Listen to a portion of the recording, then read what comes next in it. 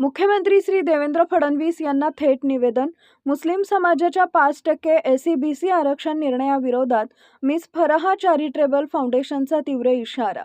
विद्यार्थ्यांच्या भविष्याशी तडजोड मान्य नाही. शासनानं तात्काळ निर्णय मागे घ्यावा, अन्यथा संविधानिक लढा तीव्र करू.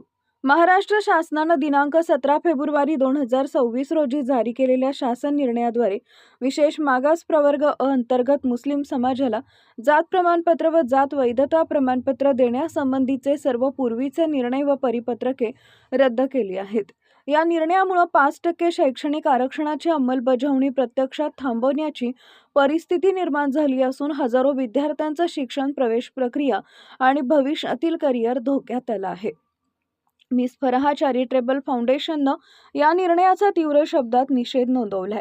फाउंडेशनच्या अध्यक्षा डॉक्टर फराह अनवर हुसेन शेख यांनी स्पष्टपणे सांगितलंय की शासनानं न्यायालयीन प्रक्रियेचा आधार घेतला असला तरी विद्यार्थ्यांचं नुकसान होणार असेल तर तो निर्णय संवेदनशील ठरू शकत नाही. शिक्षण हा हक्क आहे, तो प्रशासकीय कारणांमुळे हिरावला जाऊ नये. फाउंडेशनचे संचालक अनवर शेख यांनीही कठोर भूमिका मांडली. एकीकडे सर्वसमावेशक विकासाची भाषा आणि दुसरीकडे आरक्षणासाठी आवश्यक असलेली कागदपत्रे बंद करणे हा विरोधाभास आहे. शासनानं तातडीनं स्पष्ट भूमिका घ्यावी आणि हा निर्णय मागे घ्यावा. या पार्श्वभूमीवर राज्याचे मुख्यमंत्री देवेंद्र फडणवीस यांना थेट अधिकृत पत्र पाठवून या निर्णयाचा पुनर्विचार करण्याची ठाम मागणी करण्यात आली आहे. तसेच राज्यातील विविध उच्चपदस्थ अधिकाऱ्यांनाही अधिकृत निवेदन पाठवण्यात आलंय.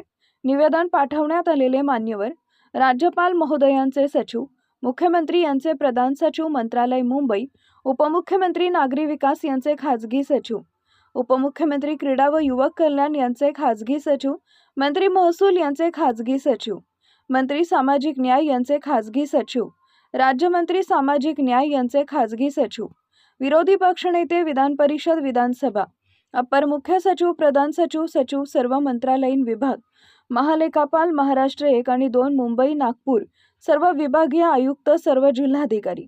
मिस फराह चॅरिटेबल फाउंडेशननं स्पष्ट केलंय की हा केवळ एका समाजाचा प्रश्न नसून सामाजिक न्याय की समान संधीचा प्रश्न आहे. विद्यार्थ्यांच्या भवितव्याशी खेळ होऊ देणार नाही. शासनानं तातडीनं निर्णयाचा पुनर्विचार करावा, अन्यथा संविधानिक मार्गाने व्यापक जनआंदोलन उभारण्याचा इशारा देण्यात येत आहे. Subscribe now and press the bell icon. Never miss an update.